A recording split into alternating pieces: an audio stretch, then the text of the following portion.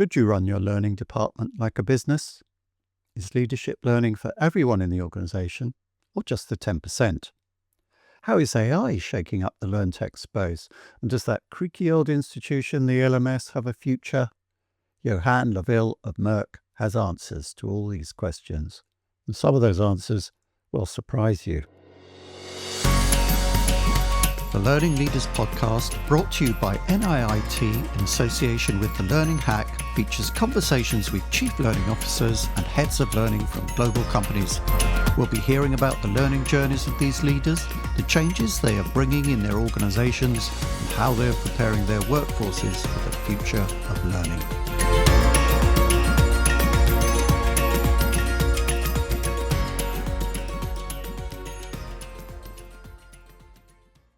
Following is a conversation with Johann Laville.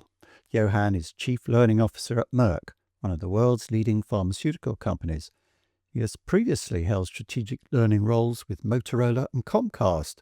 Johann shares his intriguing journey from college dropout to spearheading learning and development across a large global enterprise.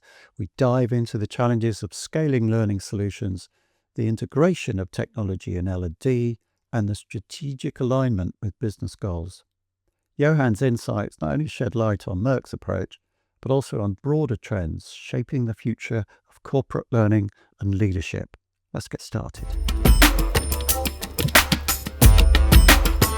So Johann, it's great to have you on the podcast. Welcome to Learning Leaders. Thank you, John, and looking forward. You're Chief Learning Officer of Merck, Merck MSD in Europe. One of the world's top 5 pharmaceuticals or pharmaceutical companies with something like 70,000 employees in 70 plus countries. Can you talk a bit about the challenges of leading a learning function of that type at that scale, particularly in pharma, and what your current priorities are in addressing those challenges? That is a very interesting question. As you think about operating L&D at that scale, and there are many people listening, right? And we know that learning organizations vary in size very dramatically. But when you're talking 70 plus thousand employees, global across 80 plus countries, the key to being successful is aligning to core business challenges, right? And so if we are to provide value and impact as a global learning organization, the key is ruthless prioritization and just an outstanding partnership with our core business leaders to understand where learning can provide value and impact to solve some key business challenges for the company. Companies not only vary in scale, but they also have different organization in terms of learning. I mean, some organizations it's federated, in others it's very centralized. What particular problems or challenges do you have around that? As you think of the learning organization that exists at Merck today, we've gone through, I would say, a lot of growth and transformation over the last 24 months. And if you think of the way that we operate to align back to, as I mentioned, 80 plus countries, we sort of look at it as a center of excellence. So what needs to exist in one core location that can provide value at scale, meaning across the enterprise, across 70,000 people? What part of the organization needs to sit regionally? So for example, think of a region like Europe, where you can provide value across the European countries and the European market. And then we're very particular as we partner with each of the business units on what needs to stay local.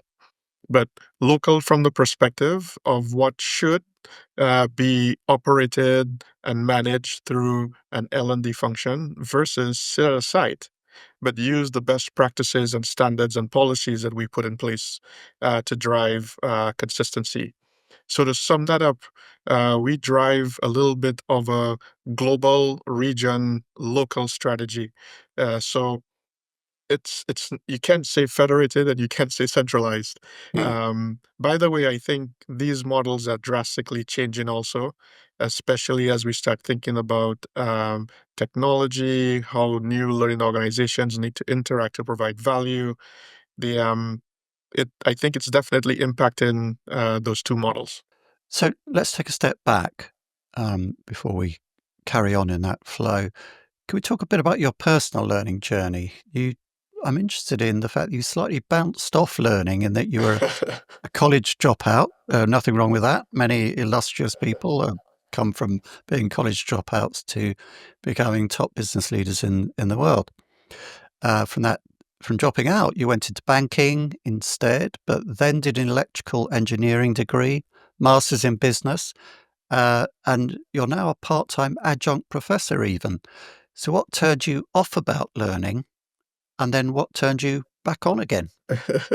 so so if my son is listening to this podcast, which there's Oh, a yeah, slight yeah, yeah. possibility that he might be, look, not proud to say I was a college dropout, right? But my life has always been built on rich experiences, and at that time, the experience that I had with college was not matching some of the outcomes that I was looking for.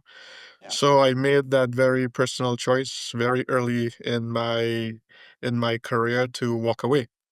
But what that allowed me to do was go find employment. And I found employment with the bank. At that time, I worked for the Royal Bank of Canada in the Caribbean. Uh, And that really gave me my first love of a couple things, right? Understanding process and policy. If you think about banking, very rigid in process and policy. And also, it gave me a love for finance, which I still carry through today. Maybe about 4 years into my career with banking, I decided that it was time again to try something different.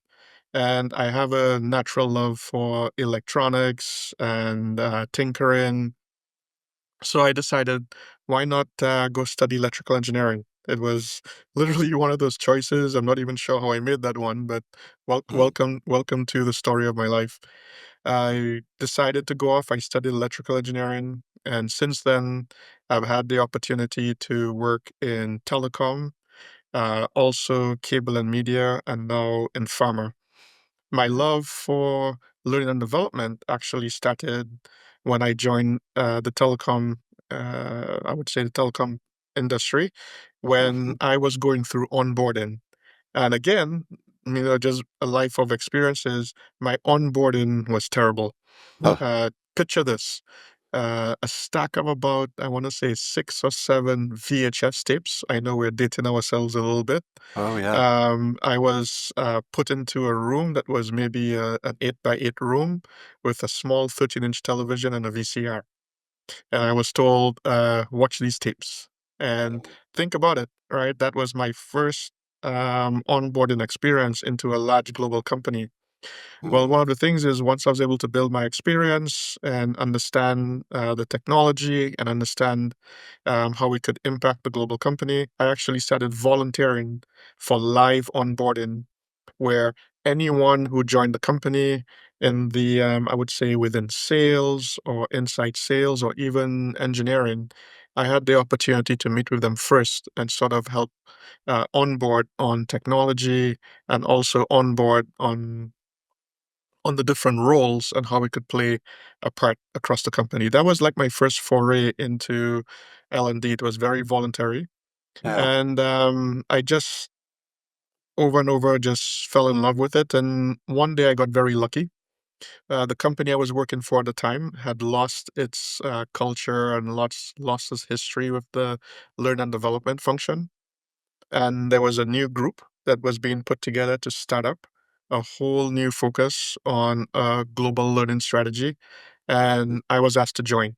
And that right there was, I would say, maybe my second jump into maybe going directly from something that was very focused on innovation and products and launching new technologies into the L&D space. So that dissatisfaction with the way that you were inducted, did that have to do with, oh, this is being done really badly, and that kind of engineering mindset of, oh, I could see a way we could do this a bit better? Or was it more about well, I've got to manage these people. I need to induct them properly. I need to make sure that they, I can kind of imagine both of those impulses. Yeah, I would Which say a predominated little for bit you? of both, right? Yeah. Over my career in L&D, I've learned a couple things, right? I say, look, if we can do this well, if we can motivate employees well, and if we can empower and engage them, I think all in all, you build a better experience. It can lead to things such as better retention, right? Even faster ramps to productivity. So for me, at that point in time, it was a poor experience. And I Yeah. thought that maybe a better engagement with employees who were joining the company could actually lead into something that would be a lot more valuable overall. So to throw that forward, how does that journey that you just laid out so eloquently for us, how does that inform your approach to bringing people opportunities, learning opportunities? One of the things that I try, I would say maybe in the learning industry to really influence are a couple things. Because half of my career was spent launching innovative careers, not careers, I apologize, innovative products, All right. and very focused on competitive intelligence, positioning, product development, Mhm. the business around it, the P&Ls. I believe, and my philosophy for L&D is that it's very, very similar to that of a product organization. Mhm. If you think about L&D in general, for the folks listening, what do we do very well? We go out, we consult, and we identify whether or not we could solve business challenges with learning products. And then we do one of two things very well. We either take them straight to delivery, where we project manage, program manage, evaluate the entire delivery of a product to solve that problem, or we go into a very agile design and development process where we build those products to get them ready to be communicated, marketed, and then evaluate for success. If you think about that process, it's very, very similar to that of a product organization trying to do two Mhm. things very well, right? Utilize its existing products to the best of the company advantage, or two, really focus on understanding exactly what needs to be built to solve a challenge. I think Mhm. L&D is uniquely positioned to be adjacent to a product organization. So at the moment, we hear a lot about skills in current debates about learning and in the application of technology to learning. So skills has been a hot topic in learning for quite a while. Beginning to hear some kind of murmurings of discontent about that and some outright denunciations. But it's an interesting debate. Um, in the application of technology to learning, how have you seen that impacting your own practice? Uh, are there challenges around skills you wouldn't have seen 5 or 10 years ago, for instance? And what methodologies or technologies are you finding most useful in addressing those challenges? I mean, in other words, has a skill suddenly become a problem, or is it that a skills based learning approach has suddenly seemed a more useful methodology for everyone? I personally think, maybe being a little bit of the technology geek that I am, that in the last 2 years and where we are now and into the near future, we are at the right point in time with the right level of technology to solve the skills challenges that we have within the walls of companies. And maybe I'll Yeah. digress a little bit. My philosophy on skills are three things in large companies. They're the skills that the organization needs us to have so that the organization can be successful. They're the skills that we need individually within the walls of the company to help grow our careers, transition from one role to the next. And then there's the skills that's everything else we're passionate about outside of work, right? So if you put them into three groupings, that's typically the groupings. Now, in the past, the reason why I say that we are like right now in the space where technology can help us, in the past, this is how we attempted to solve for Mhm. skills. You would receive an email, and the email would state, please click here and fill out your skills, right? and nothing happened after that, right? So employees for a very long time um, have sort of felt the lack of the carrot when it comes to the idea of skills as an economy. And so now, with the technology that we have in front of us, we can now provide these carrots. So, for example, um, do I need to even complete a list of skills? Some of the new technology we have today can sniff our LinkedIn profiles, can sniff our resumes, can even sniff our job descriptions and make a recommendation of a skill profile for an employee. Okay. Based on those recommendations, can we now automatically serve you development opportunities to grow your career from one role to the next? Because you can now compare roles much easier than ever before.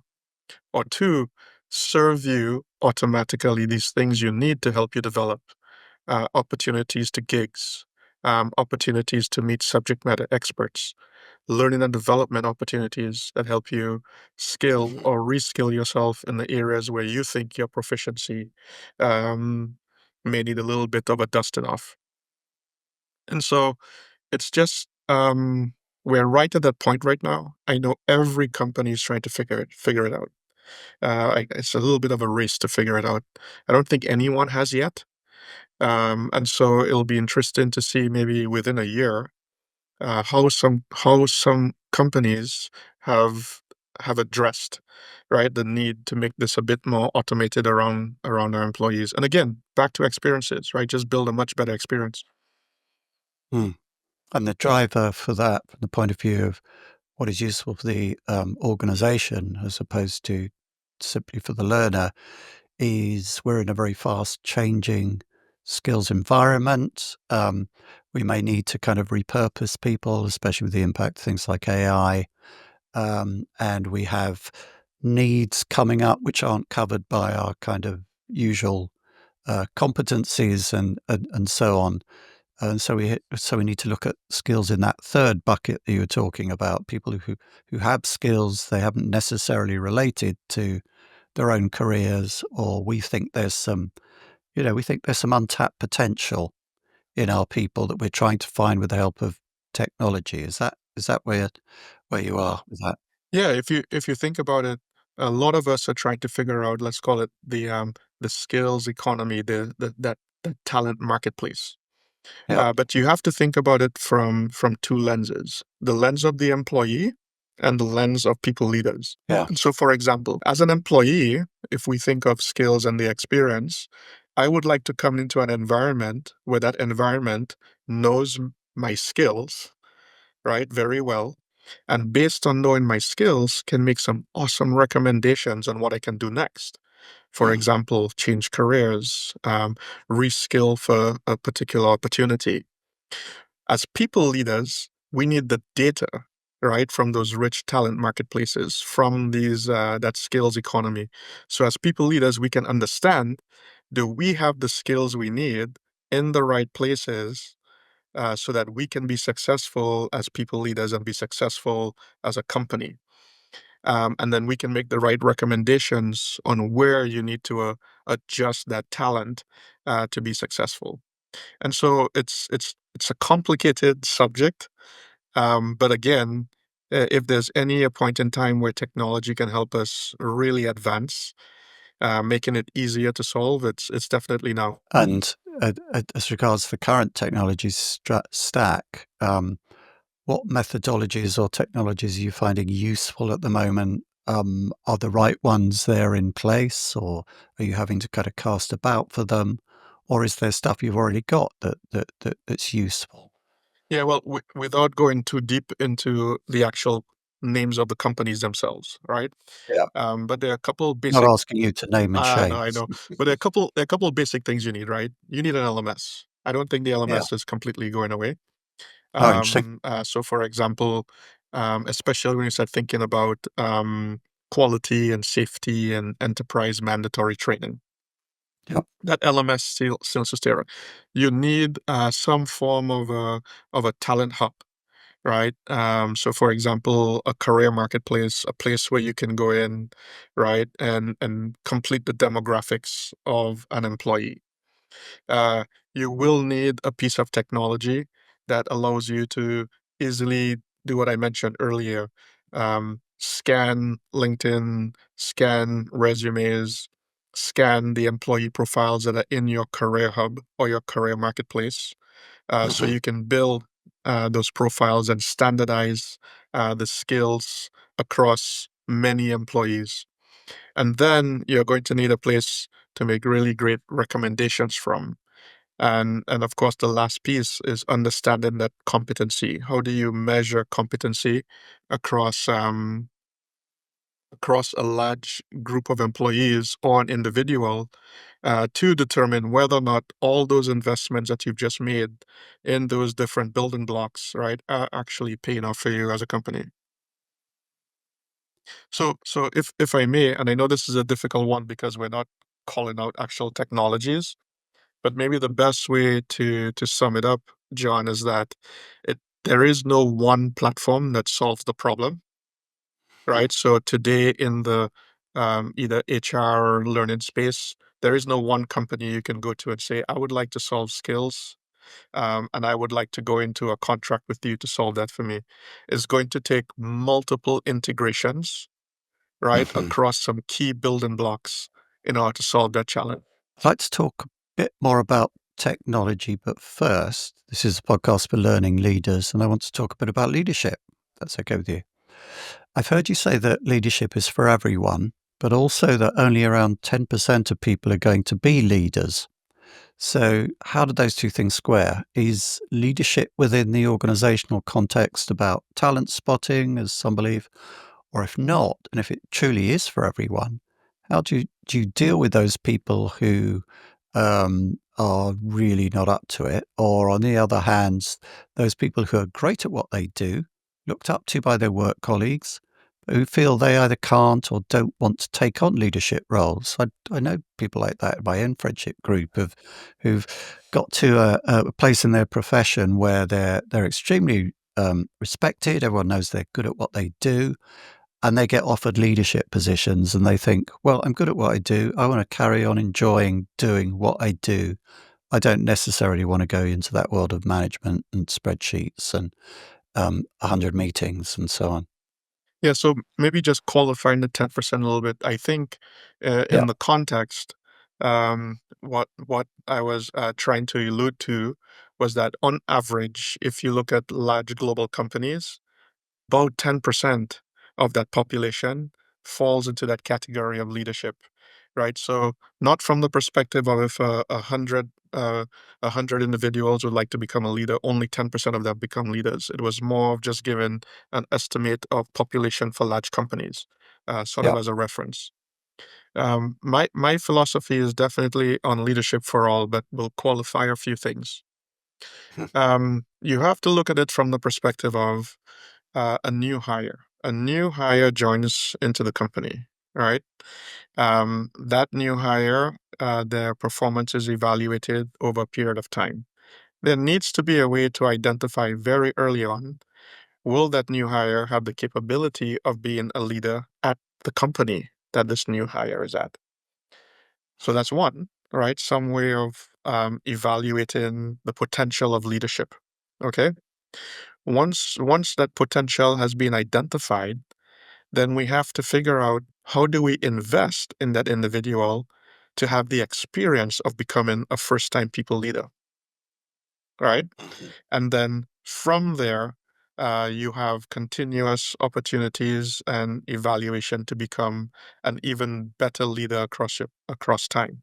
Now, what you mentioned earlier is something that we see over and over again, especially in the highly technical fields, where in a Yeah. lot of cases, without that evaluation I just mentioned earlier, an individual is chosen and is said, "Look, starting tomorrow, you're going to lead 10 people." I think that's a very, very difficult transition, especially if that passion or even that ability is not there for that individual. But then let's Mm. take it another step. You have folks who have been leaders at that middle management space. Um, I like to call it the hub and the engine of most large companies. Well, the question is, how do you continually evaluate? Are those individuals set up to coach to performance really well? Because in a lot of cases, right, your middle management is driving the strategy, being set by your most executive and senior leaders in the company. Mm. And then you take it up to one other level, and then now you have your exec and your senior leaders. And the question is, what's core? As a company, what core skills are needed for that? Let's call it your top 100, your top 500 leaders.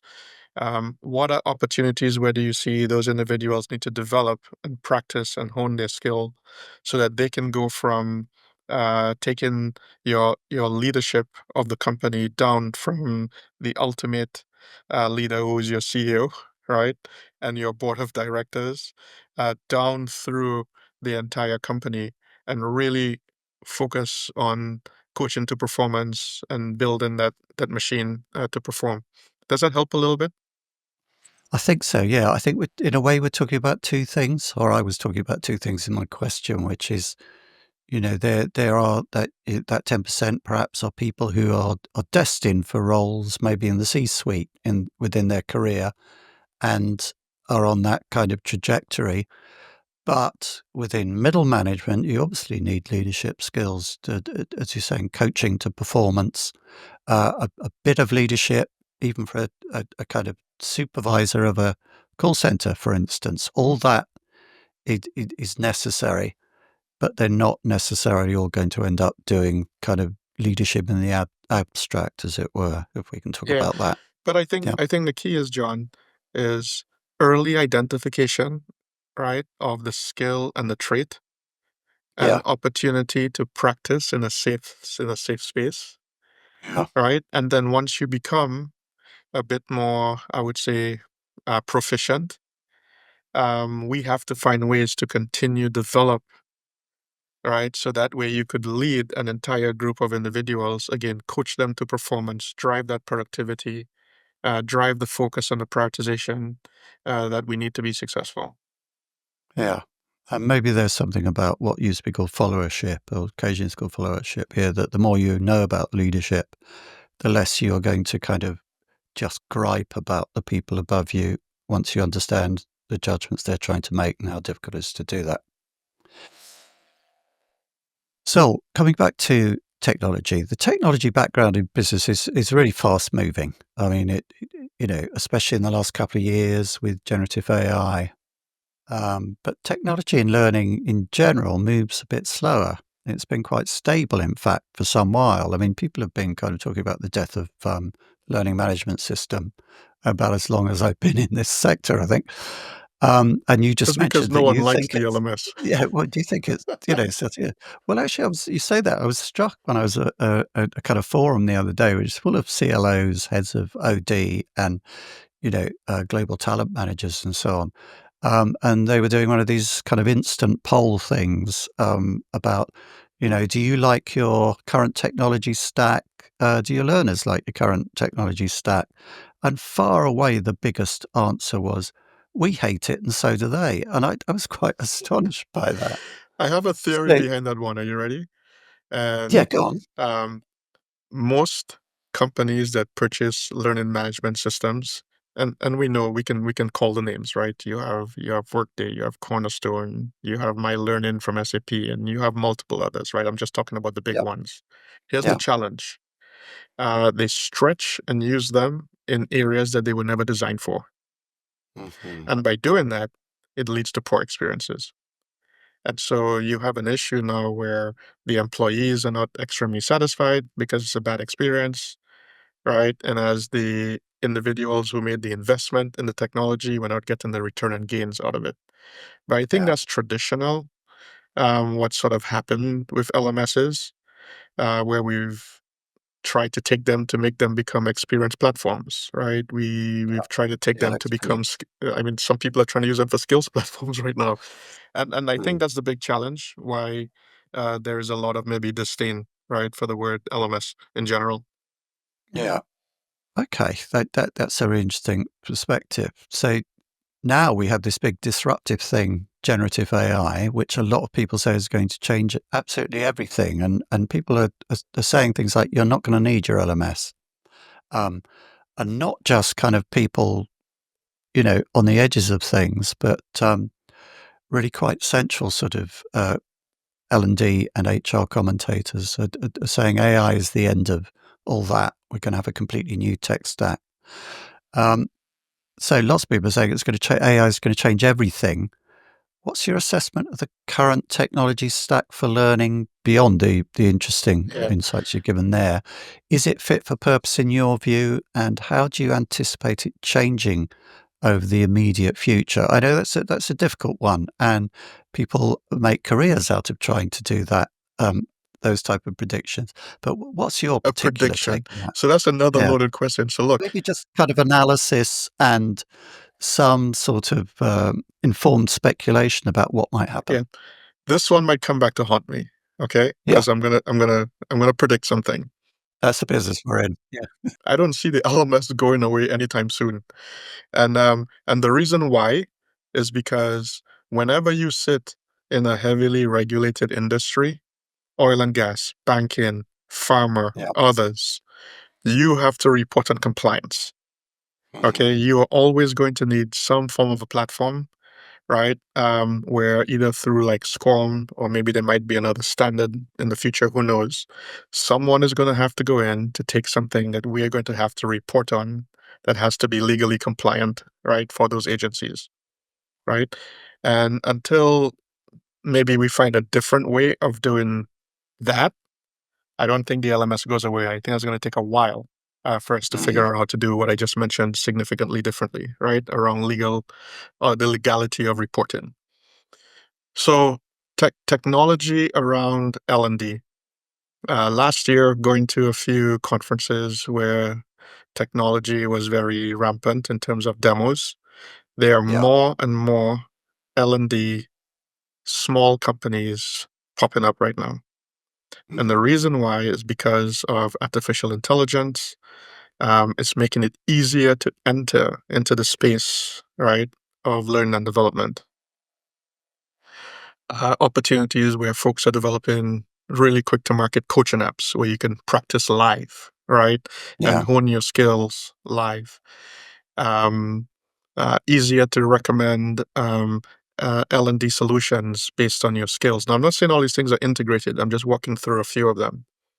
So much easier to generate animated learning courses. And when I say animated, right, not with the antiquated characters that we knew from a long time ago, but pretty much my face and yours, right, mhm, delivering an entire course which can be developed in now a day versus weeks and months. Um, Augmented reality, virtual reality is so much easier right now. I remember not too long ago, maybe 10, 12 years ago, you said the word virtual reality, you needed a $250,000 budget. mm, You say the word virtual reality today, you just need a telephone and a green screen, mhm, just to give you an idea. But now let's maybe go back and let's tie this into the world of L&D. And as I mentioned, L&D for me, my philosophy, think of it as product. Okay. So if you think of L&D as product, you have what you call the front of the house, the back of the house. The front of the house for me is everything very consulting, aligning learning to business challenges, pulling through the machine so you can deliver what you committed upfront. That side of that part of the house has been riddled with inefficiencies for a very long time. The mhm, inefficiencies have been lots of people talking to determine what you need to build, right? And then lots of people talking to convince the back of the office, the designers and developers, what to focus and build on. So mhm. imagine now with the use of artificial intelligence, you can go from a conversation to a recommendation much faster. And Right. what do I mean by that? Anyone listening today, we can actually practice it just for fun, right? Go on to any one of the GPT models or Copilot and just record yourself. And after recording yourself, ask for a recommendation. and you can get a recommendation literally in a few seconds.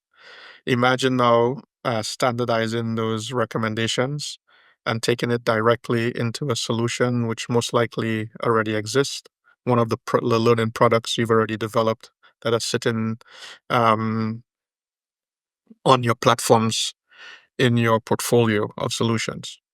So Yeah. that's really just driving a whole bunch of new efficiencies on the front of the house, that consulting to product recommendation as quickly as possible.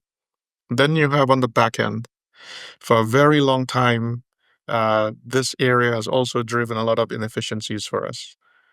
Level zeros, level ones. So, for the folks who are listening, a level zero would be the equivalent of I have a course, someone caught a spelling error within the course, so I have a document, I have a diagram or figure that was mislabeled. How do I address that and fix this as quickly as possible and put it back into use? A level one would be, for example, you're partnering with one of your environmental health and safety teams. They have a defined presentation and they go, look, I need this thing turned into a course so we can track users against it and we can get it out to large audiences. On average, on average, um, between a level zero and a level one, you're talking easily about 6 to 8 weeks worth of hands to keyboard work. Okay. Mm. In the past, think of the cost associated with that. And just think of the sheer number when you're in a large company of level zeros and ones Yeah. that actually come to you as a product. Now, I like to tell stories a little bit. So think of it from this perspective, which, by the way, is doable today. Someone who wants to build a level one course, that is, take my PowerPoint, make it look pretty, put it in Scrum, and let's have a few people go take it, fills out the ticket, uploads their presentation, sends it into an all digital production engine. That engine takes it, Scrum wraps it, makes it looks pretty, puts it on the LMS. Right, that can be now done in hours versus days.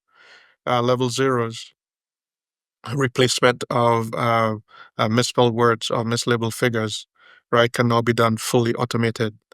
These are areas where myself and in partnership with our operations teams in HR, we're actually spending time and bringing some real life value back into the company. But this is where I see a lot of Mhm. efficiencies being had. And now, when you think of the core part of L&D, that design and development function, I think what you're going to have is, your architects and your designers can now make much better, faster, higher quality recommendations with fewer conversations. And then your true hands to keyboard, your developers now have richer experiences that they can use to code those recommendations into. And I think you're going to have a much fewer face to face solutions being recommended and a lot Mm. more richer experiences, such as simulations that actually are coded towards individual experiences. Hopefully, I didn't go too far here, but um, I hope that gives, or at least paints a little bit of a picture. No, that's interesting. It's a very detailed picture and a very detailed vision of the future. You're keen on the concept of running training like a business. What's that mean in general for the future that you've talked about there, and why should learning leaders make it a priority? Yeah, I firmly believe that learning has to provide value and impact. And if learning has to provide value and impact to a global company or to a large company in terms of size of employees, then and if you agree with my philosophy that we are adjacent to a product organization, then you have to operate as a business. And what do I mean by operate as a business? One, you have to understand your audience and you have to be able to communicate with that audience with their terms, right? So, for example, if you're having a conversation within IT or if you're having a conversation within manufacturing or within research, you have to show up as one of their core business partners with a full understanding of how they operate and go to market, Mhm. right? At the end of the day, if we are building a product, we have to make sure that we understand that that product is fully aligned to solving a solution in one of those organizations that we're partnering with. And then it's everything on the back end from there. How much does it cost to develop? How long does it take? How well it's performing, right? Um, are we seeing consumption? Is it repeat? If we're building digital experiences, are we marketing correctly? Are we seeing the value um, per user coming back? This is what I mean by running as a business. Um, Lots of L&D organizations within the walls of companies still operate um, in this, and I have to be so careful. Before I say what I say next, I'm going to say part of the trick of running L&D as a business is trying to figure out the boundaries of creativity. Okay, because L&D is a highly creative environment, and so where I'm going is that there are a lot of L&D organizations that are being driven by their creative engine. And if you're being driven only by your creative engine, that's where, in some cases, you get things that become a little bit misaligned versus truly focusing on that value impact and building those right products and solutions that solve challenges. So that leads on to the next question in a way, which is looking outwards from the organization, what role do you see strategic partnerships playing in all that? Like, for instance, the one you have with NIIT. And what benefits have you realized from such partnerships? Yeah, I think strategic partnerships depend on size. So we have to be careful when we go deep into this one. I believe that if you have the opportunity to operate L&D for a large global company, the idea that you can do it all in-house is a bad idea. Okay. And so the question is, where can you leverage strategic partnerships for you to be more successful? It is very, very difficult to say if I ran an L&D strategy at company A and I moved to company B, I could duplicate that strategy. It's very challenging because the environments are different. So Yeah. when I think about strategic partnerships in a large L&D environment, or in some cases could be small, depending on the size, there are a couple areas that I pay attention to. One, how can I administer my technology, right, efficiently? Two, where do I want to focus with my internal capacity uh, adjacent to the business versus where can I leverage the scale and capability of a partner, right? So going large and broad versus maybe staying unique. And then also, if you if you agree that you have to operate L&D as a business, it comes with some other things, some of the key skills, project management, program management, um, of the L&D machine. Is that something that you can do internally, or if you can you leverage a partner? And then the last part is on delivery, delivery at scale. Okay, so imagine delivering to 5,000 people, right? A large program in a period of 6 months. This is where you have the opportunity to really partner with the right, let's call it vendor relationship. So that way you could be more efficient. You could do it at the right price points as you think of that business operations. Does that help a little bit? Yeah, that it is. And it also raises for me a question, something you said earlier about how companies are getting smaller because of AI, that it's easier to get into the industry with an innovative AI-based play. We're going to end up back in the situation we were, well, perhaps you and I weren't, but 25 years ago when the e-learning first got going, that all the e-learning companies were pretty small compared to the big companies that they were talking to. And there was this big kind of mismatch of cultures and so on. It was rather difficult to kind of iron that out and to really have strategic relationships as a big company with smaller companies. Does that come back into the picture, as it were, do you Yeah. think? Because there's a lot of risk, isn't there, It's a when you lot of have that risk, but look, asymmetric type of relationship? we've had a gap in the L&D industry for a very, very long time, and that Yeah. gap is integration. Okay. There hasn't been a major integrator who has ever come forward, right, to say and can do it really well to say, okay, Johan, to solve your need, just we were talking a little bit earlier, we need four pieces of technology, all right, one large, two small, right, one medium. And Mm. we, as the integrator, are going to partner with you to make sure that it meets your employees' needs and generates a great experience. That doesn't exist. And so what happens is that if you have individuals like myself who are passionate about experiences and understand that you need multiple vendors to provide that solution, you end up taking on the risk of integration and the cost of integration. And that becomes challenging. And the question Yeah. is, should we do that in the future? Yes. Yeah. That is so interesting because it throws me back, well over a decade to going to exhibitions, when I was there as a vendor and talking to people on other stands and saying, "Oh, okay, what do you do?" Which is always, the answer you get back is sometimes opaque. But I do remember occasionally people would say to me, "Well, basically, we're integrators. We work with at strategic level with companies such as yourself, and we put the bits together through our partnerships and relationships with others."